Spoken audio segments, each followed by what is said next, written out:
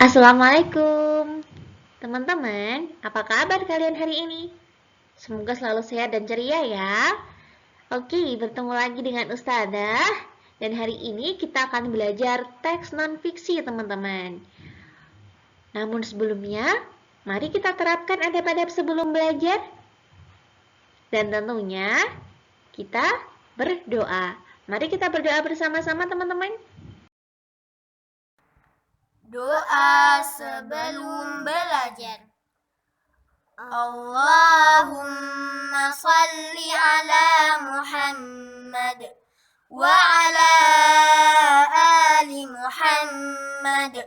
Raditu billahi rabba wa bil islami dina wa bi Muhammadin sallallahu alaihi wasallam nabiyya. Rabbi zidni ilma warzuqni fahma waj'alni minas salihin. Allahumma hdini li ahsanil akhlaq la yahdi li ahsaniha illa anta wasrif anni sayyi'aha la yasrifu sayyi'aha illa anta.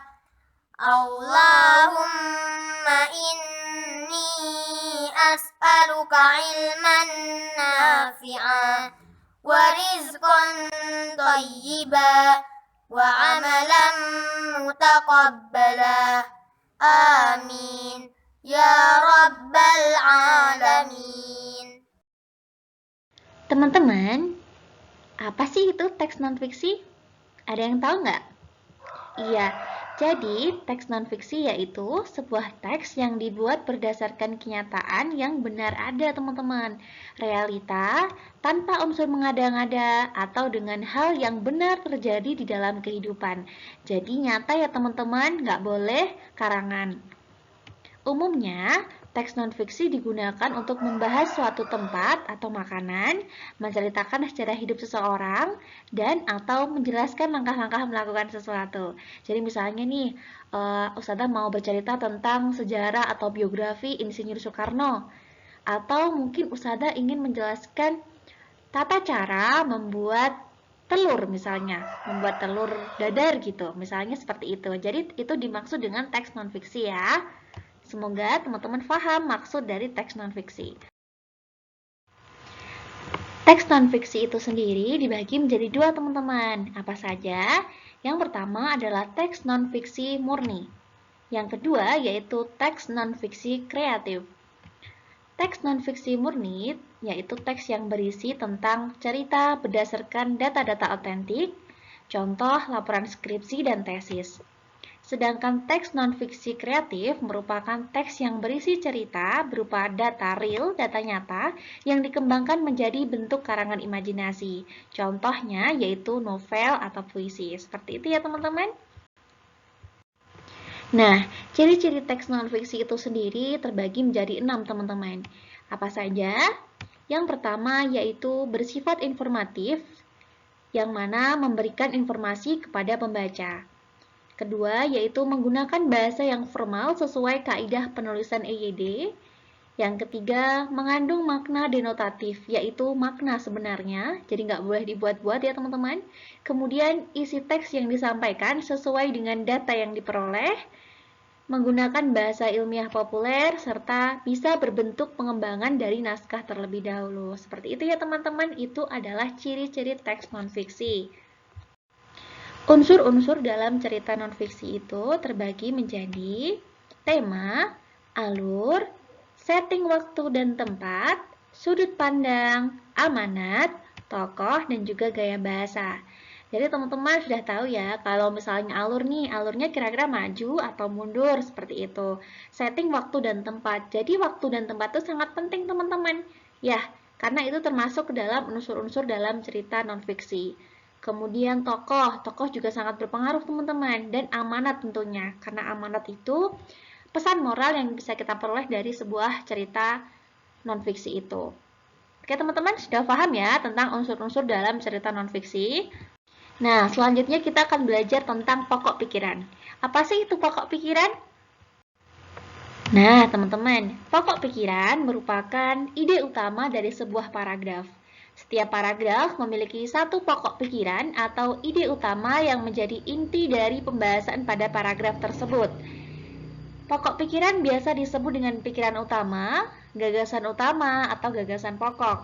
Jadi teman-teman, misalnya nanti ditanya nih di soal, gagasan utama dari paragraf tersebut adalah, jadi sama aja ya, pokok pikiran, gagasan utama, pikiran utama atau gagasan pokok itu sama. Oke? Pokok pikiran dapat terletak di awal, tengah, atau akhir paragraf. Biasanya merupakan kalimat yang paling umum. Jadi ketika kalian menemukan sebuah pokok pikiran itu, cara menemukannya yaitu dengan melihat mana sih ini kalimat yang paling umum, karena kalimat yang lain-lain itu pasti akan menjelaskan kalimat paling umum itu, teman-teman. Jadi kalian harus pandai untuk menyimpulkan atau pandai mencari kalimat paling umum yang mana itu merupakan pokok pikiran dalam sebuah paragraf, seperti itu. Cara menemukan pokok pikiran dalam paragraf itu pertama yaitu dengan membaca seluruh kalimat dalam paragraf, kedua yaitu mencari kalimat utama yang memiliki arti paling umum atau luas, dan ketiga yaitu menandai pikiran pokok dari kalimat utama tersebut. Oke teman-teman, sudah paham ya bagaimana cara menemukan pikiran pokok dan tahu kan arti dari pokok pikiran itu? Teman-teman, agar lebih paham tentang bagaimana cara mencari pokok pikiran dalam sebuah paragraf, mari kita baca bersama-sama paragraf berikut ini. Sejak dahulu kala, bangsa Indonesia hidup dalam keberagaman.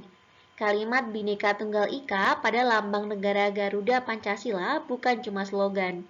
Penduduk Indonesia terdiri atas beragam suku bangsa, agama, bahasa, adat, dan budaya. Tetapi, semua dapat hidup rukun berdampingan. Berdasarkan hasil sensus Badan Pusat Statistik atau BPS tahun 2010, bangsa Indonesia terdiri atas 1.331 suku. Nah, teman-teman, kira-kira apa pokok pikiran dari paragraf ini? Iya, betul sekali teman-teman, yaitu bangsa Indonesia hidup dalam keberagaman. Ya, jadi teman-teman, kalian itu bisa mencari mana sih kalimat yang paling umum dalam paragraf itu. Nah, ternyata kalimat paling umumnya adalah ini, bangsa Indonesia hidup dalam keberagaman. Karena kalimat-kalimat selanjutnya ini berfungsi untuk menjelaskan kalimat umum ini teman-teman. Ya, untuk menjelaskan pokok pikiran ini. Jadi teman-teman, kalian harus lebih teliti serta sering latihan untuk mencari pokok pikiran dalam sebuah paragraf. Oke? Oke teman-teman, sekian pembelajaran bahasa Indonesia hari ini. Semoga apa yang kita pelajari hari ini bisa bermanfaat buat kita semua. Apabila ada salah, Ustazah mohon maaf. Wassalamualaikum warahmatullahi wabarakatuh. Doa sesudah belajar. Allahumma salli ala Muhammad wa ala ali Muhammad. Allahumma inni a'udzu bika minal ajzi wal kasal wal jubni wal bukhl wal harami wa adzabil qabr. Allahumma ati nafsi taqwaha wa zakkiha anta khairu man zakkaha anta waliyuha wa maulaha. Allahumma inni a'udzu bika min ilmin la yanfa' wa min qalbin la yakhsha' wa min nafsin la tashba' wa min da'watin la yustajabu laha. Allahumma faqqihna fid din. Subhanaka Allahumma wa bihamdika asyhadu an la ilaha illa anta astaghfiruka wa atubu ilaik.